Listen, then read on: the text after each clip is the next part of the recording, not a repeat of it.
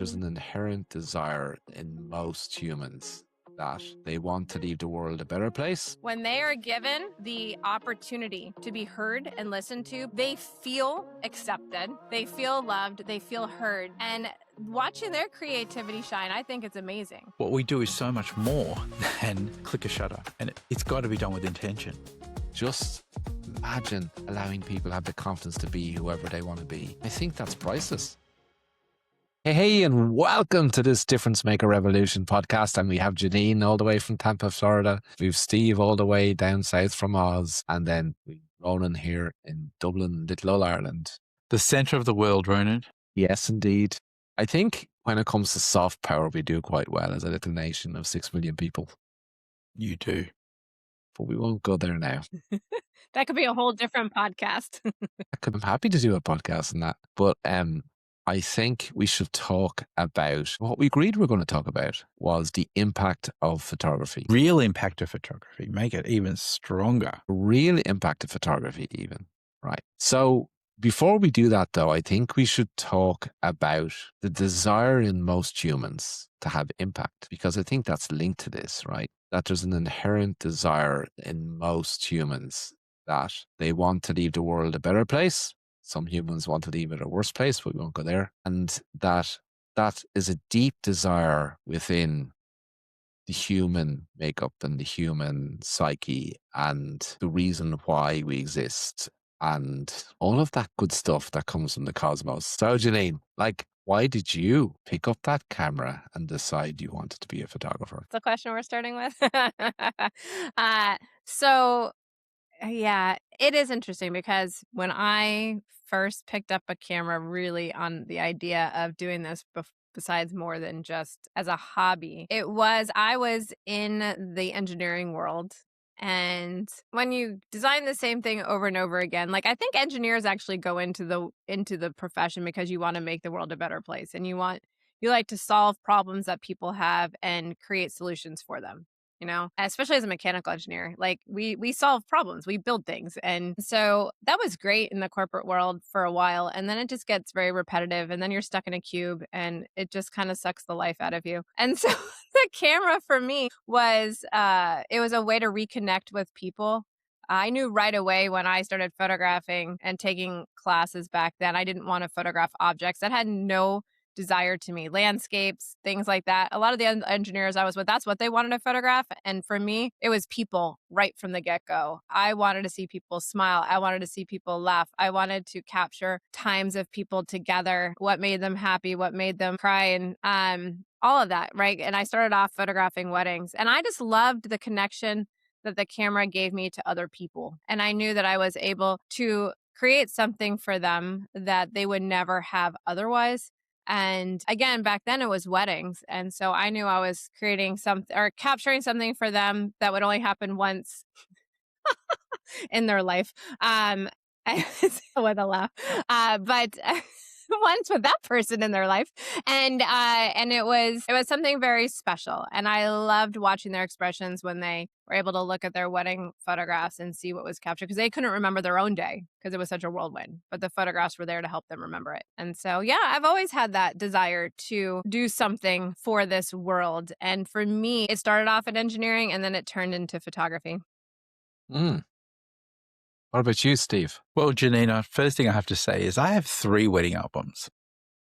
So I got to live that joy that you were talking about 3 times. Well, the psychologists tell us that most humans will have 4 partners in a lifetime, or we actually change 4 times in a lifetime, and that the way we're built probably means you need 4 partners in a lifetime. So I think I'm one of those people who, obviously Susan and I have managed to evolve together and just become that new person 4 times. Self-evolution. Yeah. That's they say. Or maybe she's just a saint that puts up with me. I've more to look forward to. Is that what you're saying, Ronan?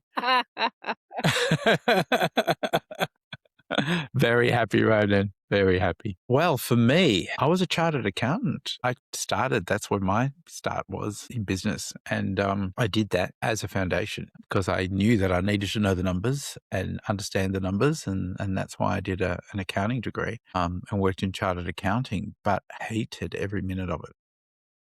Hated every minute of it. And I was given the opportunity to buy a photographic studio. So I'm one of those people that bought a business and hired photographers because I wanted to work in the customer service, being with the customers and being with the people, doing the sales. Didn't pick up a camera. I learned how to photograph, but didn't photograph my clients. And I think it took 10 years for me to realize what photography really meant to people and why we were doing what we were doing. They don't teach you that sort of stuff for some reason. And we're meant to work it out ourselves. And I think you're right, Ronan. I think as human beings, we want to give and we want to help other people. And I think that's especially true in our industry. I think photographers genuinely want to make a difference and genuinely want to help people feel good about themselves, reestablish confidence in people, and bring joy through photography. So I think I answered your question, maybe. How did I start off? I'm just a slow learner, though. It took me 10 years to work out why we were doing what we were. Yeah, but like often people go through their whole life not knowing why they do what they do. But what I do see in the creative arts, regardless of what it is, that often people want to, who are creative, who want their work to have an impact on others.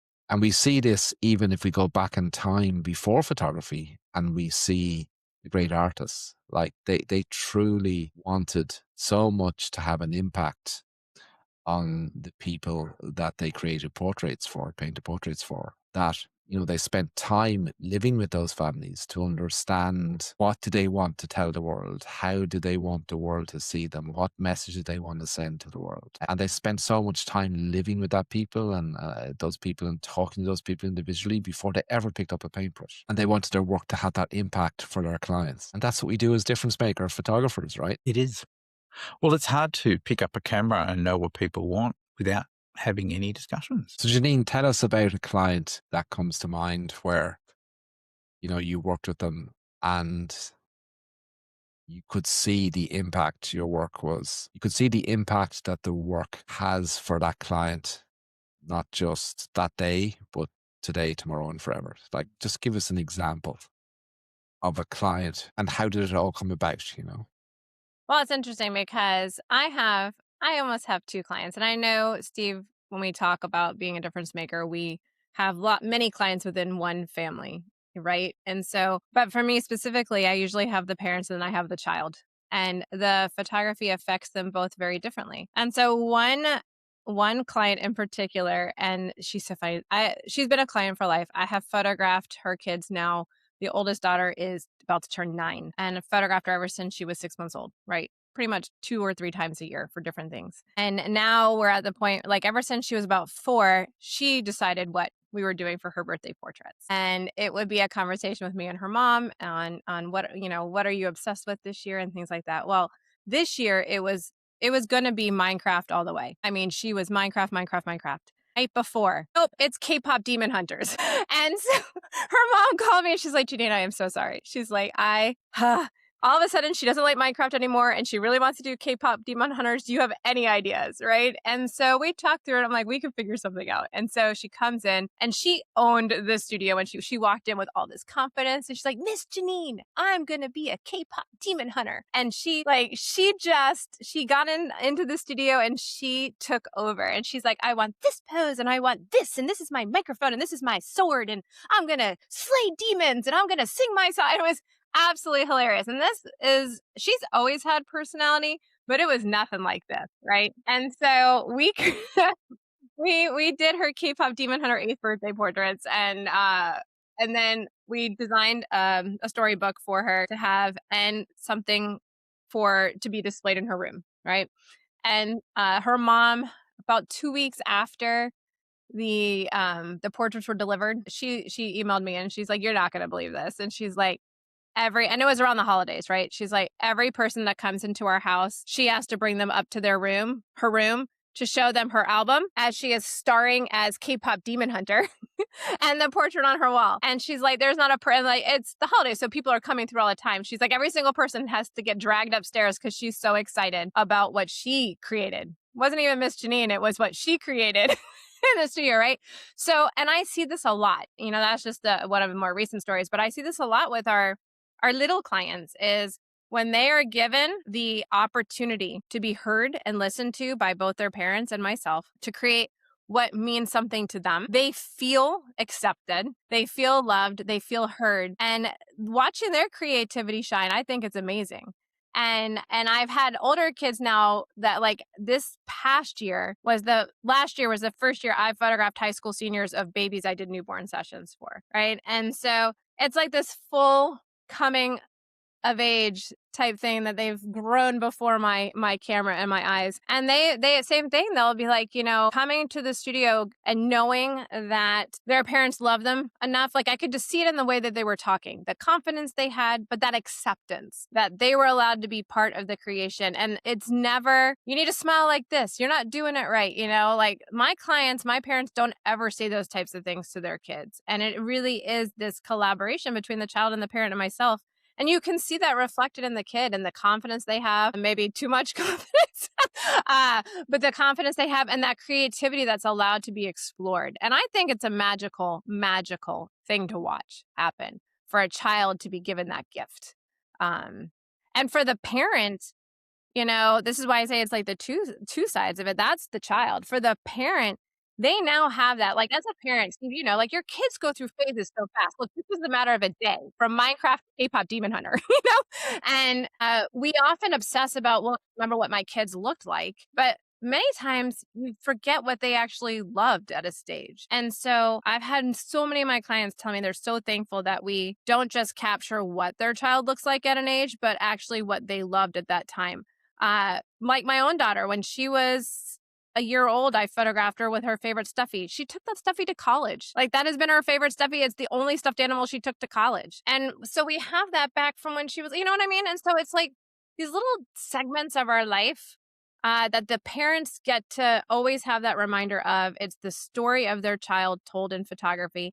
And the child gets to have that confidence and that love and accepting for who they are. I just think it's a magical combination. Jeanine and Steve, I'm reading this book. I wasn't going to talk about this, but Jeanine just sparked something in my head. I'm reading this book at the moment called How to Get Ahead in the Age of AI, Open to Work, right? And Jeanine just sparked something that's in the book. I'm only the first 60 pages in, but they talk about in this world of AI, how we've evolved as humans to be rewarded for being efficient, being rewarded for getting the task done. You know, Steve often talks about busyness, right? That we get lost in busyness. And they talk about, you know, white collar jobs that that they say AI is now threatening, you know, the white collar worker. And it's always been the blue collar worker that was normally threatened by things. And one of the things that comes out in the book is that our whole school system is even built for us to be machines. You know, so even as white collar workers, you have to go in and you have to do the work, and Steve will probably say, yeah, that's why I hated being an accountant, you know, that it was all driven by efficiency and you had to do this and you have to do that. And you had, you know, that we just moved from the industrial era when we were in factories and we had to do things to the same methodology came into the white collar workers, right? In finance or wherever we work, in law, wherever. It was just a treadmill of being more efficient, billing every minute, all of that stuff, right? And they make the point that what AI means for people is that we can be what we truly are as humans, which is creative, that we can be problem solvers again, that we can, because AI can do all of the stuff that's repeatable, right? So, you know, whatever that is, whether that's auditing and it's just the same thing over and over and over again, or it's doing financial analysis, which is over and over and over and over again, or producing spreadsheets, or whatever that is, right? AI can do all that. And what that will mean is that we can be creative again. And Jeanine, you did for that little girl, right? You provide an experience for her which showed her not only is it acceptable that you can be creative, because often the school system knocks that out of us on purpose by design so that we can be robots, whether it's a blue collar robot or a white collar robot, right? And kills that creativity. And for me, what you've just described is, you are allowing her to be creative and be her. And I think that's priceless. I agree, and it's a good way of phrasing it because it is don't get me started on our school system, Ronan, that would be a whole 'nother podcast. But it does, it there is this time where society just kind of does it. The school system, people beat the creativity out of you. And to give that gift to a child to be creative, to be expressive, to be who they are, I do think it's a gift and I do think it's very special. And especially for a child to know their parent accepts them for who and what they are, no matter what that is, and or what creative thought they have, for not to be told that's stupid or that's dumb or that'll never work, or why would you do that? All those little negative things that people don't even think realize they say, but they say it and it can really hurt a child. And you never know which statement that is negative like that when told to a child will completely destroy their desire to ever put themselves out there again or to create again. And so my hope would be that when they have these portraits where they are celebrated for their creativity and who they actually are, if a teacher says something like that to them, or an aunt or a grandparent or a parent by accident because they didn't even realize they said it, they can look at that portrait and be like, no, I can be a demon hunter if I want to be a demon hunter, and it'll give them that daily boost reminder in a way that they can be what they want to be and they can create and they can be amazing and they don't have to be what the system tells them to be. So Steve is the person in the world that I think knows people better than anyone I actually know personally. No one else knows people as well as you do. So when you think about Jeanine and the story she's told about that little girl, right? What do you think that meant to her parents? I know you weren't there, but what would you think it meant? As Jeanine was talking, all I could really think about was that physical act of pride that a parent has when they display that photograph that you created for them up on the wall says a lot to that child and says a lot to that parent. And I've done this myself, when I've displayed something in my front entrance, it's making a statement about the pride that I have in my child or those children that I'm displaying. And I think it's something that parents should involve their children in because it is a celebration of that person. It is a moment of pride. And I can't begin to describe that feeling that I get when I'm putting something up. And that recognition that your children give you in the fact that you are proud to display that part of them that you value or that part of them that they value in themselves. It says acceptance. So, when you were I don't even know whatever that was that you lethal, whatever it was that I have no idea. I'm obviously of a different era. What was it, Jeanine? A what? K-pop demon hunter. A K-pop demon hunter. It was all the rage last year with the kiddos. It's a Korean thing. Yeah. Sounds like a cereal box. But anyway, there's a huge element of acceptance. There's a huge element of pride. And that's why I love to encourage parents to buy wall art to display their children in, and to have those treasure boxes where they are a treasure box, where you can display a different photograph that means something completely different to you every day. And it doesn't need to live in a specific location because it is portable. You can move it. And I've often moved, it's amazing when I miss my kids, they've been away for a while, it sort of ends up in my office, and then it ends up in the lounge room, and then it ends up in those areas that, you want to feel them and you want to be around them, even when you can't be around them. And it just makes it all complete, I think. But the fact that that child sees you, that level of acceptance where you want to display them in a place of prominence. And I've been doing lots of call assessments, listening to clients talking about their experience 2 years later, 4 years later, 6 years later, and they're still talking about how they sit and look at that photograph and how that still has changed their life, changed their perception of who they are, and how that's inspired them to do certain things and be certain things and say certain things to each other. What we do is so much more than click a shutter, and it's got to be done with intention. I was just about to say, Steve, it can be so much more. Yes.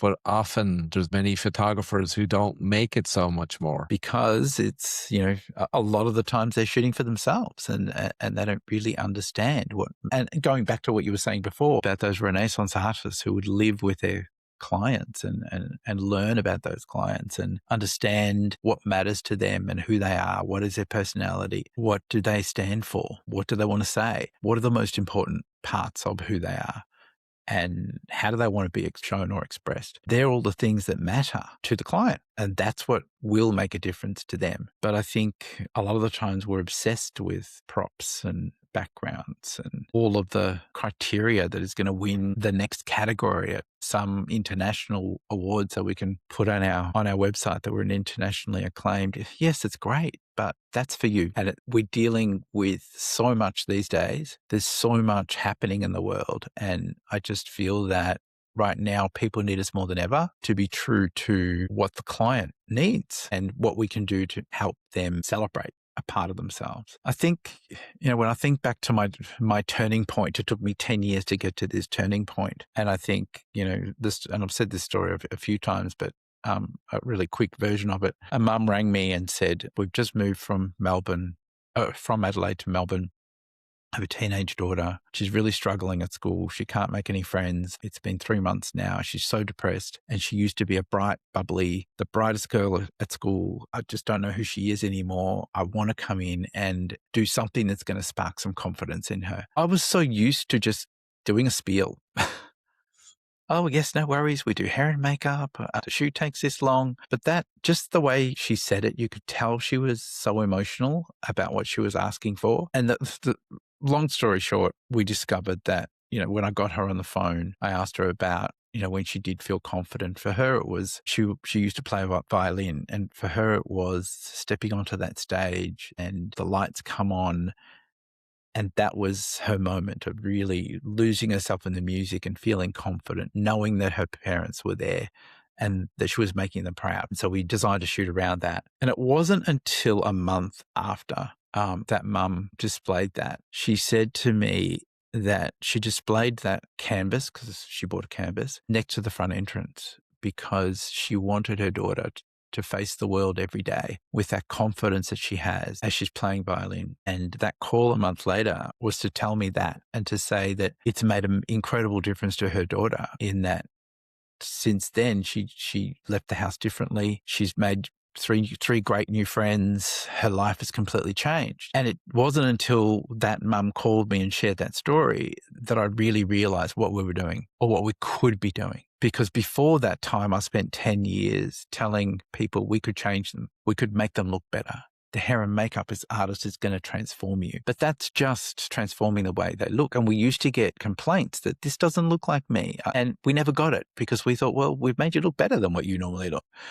right? But we never asked before then. We didn't know the purpose before then. And it wasn't until I realized what an impact this could have on a child's life, what an impact this could have on a family, how important the placement of that artwork is, getting them to think about, where is this going to have the most impact for that child? It brought out a whole awareness. And I think now this is, after, I'm not going to say how many years, far too many years, we've refined it. And I honestly think that there's never been a better time for photography, because as the world gets crazier, as AI takes, as you said, away all the mundane stuff, people can generate photos of themselves. But what they can't do is bring out a belief in someone and reset the self-talk, the self-doubt that people have in their minds. And I think as an industry, we have that opportunity to do that. How great must it be, Jeanine, for you every day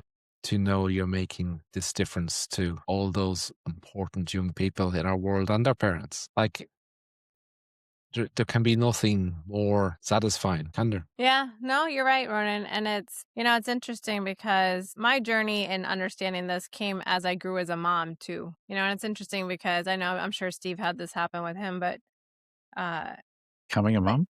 no, not becoming a mom. As a dad, watching your kids grow. Right, okay. You're so literal.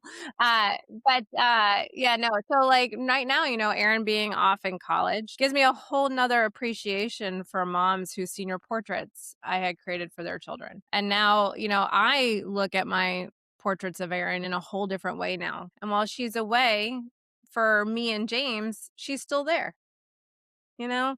And so we look at her photos are on the wall, and we stare at her little when she was little, dressed up like a wizard, and we stare at her as a senior with her violin, and so it's like, oh, she's still here having dinner with us, even though she's not, and it does bring me great comfort. I know she's out there in the world doing what she's supposed to be doing. And so, yes, like aside from that story I told earlier and having great satisfaction in knowing that the children we photograph in the studio are given this gift of confidence and acceptance and belonging from their parents and what we create for them. For the parents, knowing that the story that we're telling of their kids' childhood will live in their homes way past their kids growing up and moving on. And that to me is amazing too, as the mom, knowing that I've given that gift to the mom and the dad and the siblings, that everybody is still together even when we're apart, because we have those photographs, kind of like smell and sound and music, instantly bring back the memory of that moment instantly. And it's very powerful. And while I would love to be a songwriter, I think it would be really awesome to be like a female version of Bob Dylan and write music that everybody, could change the world. I don't have that skill, but I do have this one. And so it's my way of being able to change the world, with the children and the families that we photograph. So it's a fantastic gift. And there's nothing greater. I love it. All right. So, all of you who are listening to this podcast who haven't yet joined the Difference Maker Revolution, so you can amplify the difference that you bring to the world by making a difference to your clients and let them discover something new, rediscover something about themselves, or discover something new. Or as Jeanine said, just imagine allowing people to have the confidence to be whoever they want to be, despite the system that's built by others to knock that out of us so that we can be robots. Who wants to be a robot? No one wants to be a robot anymore. Nobody wants to be a robot. Boo. So click the link below and join the Difference Maker Revolution. We'll see you on the inside. Go leave us a review if you like the podcast too. We would love your review. And we'll see you on the inside, guys. See you on the inside. Click the link below.